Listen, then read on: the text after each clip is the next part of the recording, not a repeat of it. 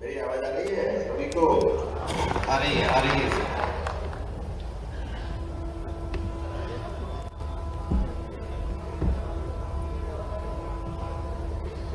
शुरू करना है क्या?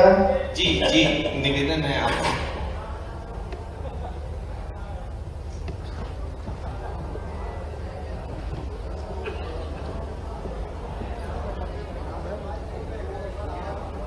महाकौशल विज्ञान मेला में आरोग्य एक्सपो में मैं अपनी ओर से आपका मध्य प्रदेश सरकार की ओर से सभी भाइयों बहनों का, सभी मित्रों का स्वागत करता हूं। इस अवसर पर हमारे मंत्री श्रीमान राकेश सिंह जी, हमारे माननीय सांसद आशीष दुबे जी, माननीय संगठन मंत्री अंकित राय जी, माननीय महापौर जगन बहादुर अन्नू जी, विभाग के प्रतिनिधि डॉक्टर मुकेश राय जी, डॉक्टर संदीप कुशवाहा जी, इस अवसर पर समस्त विज्ञान के जिज्ञासु बंधुओं, सभी नव वैज्ञानिक बंधुओं, पत्रकार साथियों, आमंत्रित अतिथियों, मैंने प्रयास किया था कि मैं आपके बीच आऊं। सबसे पहले मेरे मन में आता है कि कोई काम करूं ना करूं, लेकिन विज्ञान भारती के किसी भी कार्यक्रम को कभी भी एब्सेंट हो, ये संभव नहीं है। मेरे मन में सदैव इस बात का प्रेम रहता है। लेकिन देखिए कि ये भी परमात्मा की लीला है। आधुनिक टेक्नोलॉजी की बात करते करते अब मुझे भी आपको वर्चुअल रूप से जुड़ना पड़ रहा है। अगर ये टेक्नोलॉजी नहीं होती तो वास्तव में हम नुकसान होता है। तो आप सबको नमस्कार करता हूँ। जय श्री महाकाल।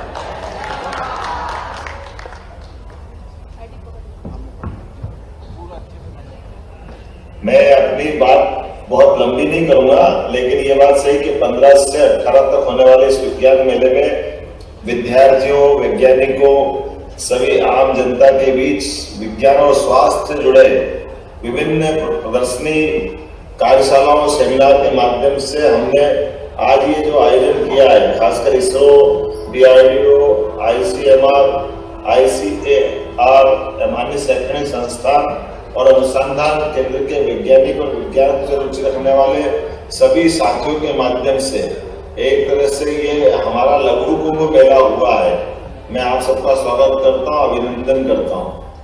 आधुनिक युग में, खासकर आज के समय में, विज्ञान ग्लोबल भारत का अपना अगर स्थान करें तो विज्ञान का लीडर बन रहा है भारत, यशस्वी प्रधानमंत्री के नेतृत्व में। और खासकर किसी भी देश और देश के विकास के लिए शोध अत्यंत आवश्यक है। ये देश का दुर्भाग्य रहा है कि आजादी के बाद भी देश में शोध पर खर्च करने के लिए परंपरा कमी रही, लेकिन यशस्वी प्रधानमंत्री के नेतृत्व में इस मामले में हम और आगे बढ़े। एक बार जोरदार अभिनंदन माननीय प्रधानमंत्री श्रीमान नरेंद्र मोदी जी का करिए, जिनका नाम लेते ही हमको इस हार का आनंद आ जाता है। यद्यपि हम सब जानते हैं पूर्व प्रधानमंत्री स्वर्गीय लाल बहादुर शास्त्री जी के समय जय जवान जय किसान का नारा दिया था, और वो दौर ऐसा था जब हमारे लिए गेहूं के उत्पादन को लेकर के वो भी हम अमेरिका पर निर्भर थे। लेकिन स्वर्गीय भारत रत्न अटल बिहारी वाजपेयी जी को स्मरण करना चाहूंगा, जिनके समय उन्होंने इस नारे में संशोधन करते हुए जय किसान जय जवान के साथ जय विज्ञान का नारा दिया। हम सब उस दौर को भी याद करें जब हम पुनः परमाणु संपन्न होकर के दुनिया के तमाम राष्ट्रों के बीच में एक अपनी अलग से पहचान बना रखने में हम समर्थ हुए। साइकिल और बैलगाड़ी से प्रारंभ होने वाले हमारे अंतरिक्ष यात्रा के उस कार्यक्रम की, इसरो की कल्पना करें तो आज हम न केवल सूर्य, चांद, बल्कि आगे जाकर के और मंगल तक की हमने कई अपने विभिन्न सफल अभियान भी लिए। लेकिन वैज्ञानिकों के लिए मन कितना बड़ा हो सकता है, माननीय मोदी जी से सीखना चाहिए। क्योंकि रिसर्च जब करते तो सदैव सफलता ही नहीं मिलती, इसमें असफलता भी होगी।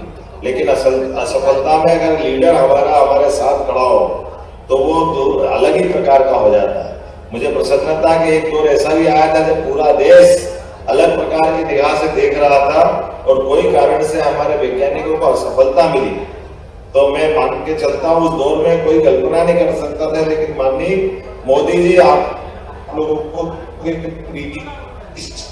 में आए और आपने हौसला बढ़ा करके हमारे इस रिसर्च वाले मार्ग को प्रशस्त किया है। हम सब इसी प्रकार के कामों की आवश्यकता भी महसूस करते हैं। आज के इस दौर में जब भारत ने स्वदेशी सैटेलाइट और प्रौद्योगिकी विकास में भी अपनी एक अलग उल्लेखनीय उपलब्धि ली है। 2014 के बाद इसरो ने विभिन्न प्रकार के सैटेलाइट लॉन्च किए हैं, जिससे हमारे नेविगेशन और मौसम और अन्य प्रकार की क्षमताओं में उल्लेखनीय उपलब्धि हुई है। आज जब संपूर्ण जगत में तेजी से ज्ञान विज्ञान और अर्थव्यवस्था में बदलाव आ रहा है, ऐसे में विज्ञान टेक्नोलॉजी के समय में खासकर फार्मिंग से लेकर फाइनेंस तक और मैन्युफैक्चरिंग से लेकर के मेडिसिन तक, एजुकेशन से लेकर कम्युनिकेशन तक हर क्षेत्र में तेजी से बदलाव आ रहा है। हमारी अपनी सरकार भी इस दिशा में काफी तेजी से काम कर रही है। विभिन्न प्रकार के स्टार्टअप का माहौल बना हुआ है। ऐसे समय में गुड गवर्नेंस को लेकर भी बहुत सारे प्रयोग हुए हैं। मध्य प्रदेश खासकर अगर मैं उल्लेख करना चाहूंगा कि डिजिटल नवाचार में इंफॉर्मेशन एक्सचेंज की सहायता से एक अलग प्रकार से दिखाई दे रहा है।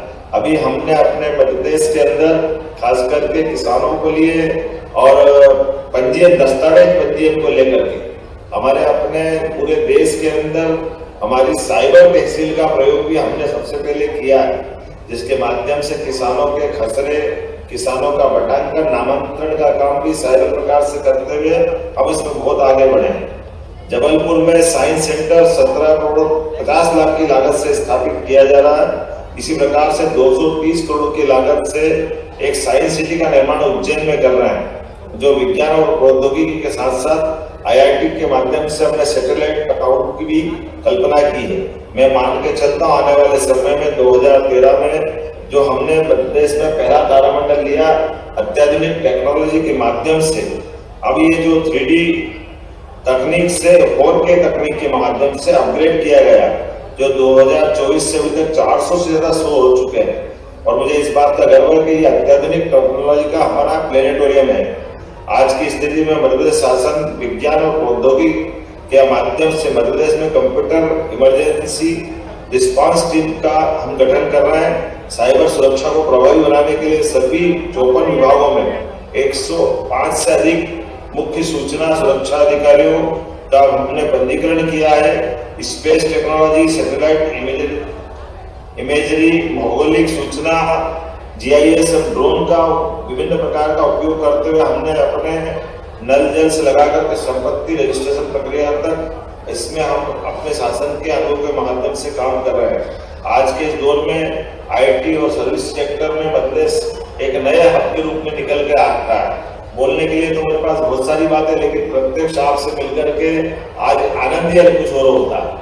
लेकिन समय के साथ मुझे लगा कि थोड़ी कमी पड़ रही है, फिर भी हम कोशिश करेंगे आने वाले समय में हमने अपने सरकार के गठन के साथ ही नव वैज्ञानिकों के सम्मेलन करने का संभागात्मक और प्रदेश स्तर पर भी प्रयास किया है। इतना ही नहीं, हमारे यहाँ नई ऑब्जर्वेटरी जो बंगला में स्थापित कर रहे हैं, आप सबकी मदद से आने वाले समय में शुद्ध समय की गणना जो भारत के लिए नहीं एशिया के लिए गौरव की बात है। जो 300 साल पहले तक ये हमारा गौरवशाली पक्ष था, जो काल के प्रभाव में फ्रांस की राजधानी पेरिस 50 साल तक वहां से समय की गणना होती रही और अभी ग्रीनिच से हो रही है।